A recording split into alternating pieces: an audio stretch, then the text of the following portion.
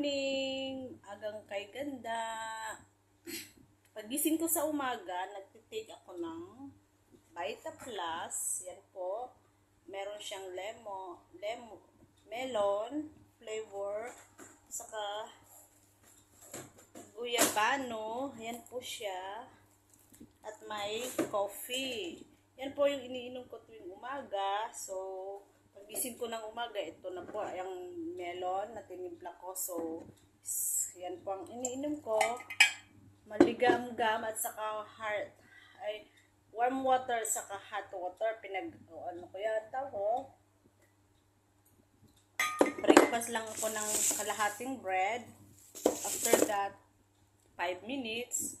So, medyo may hika tayo sa sobrang init.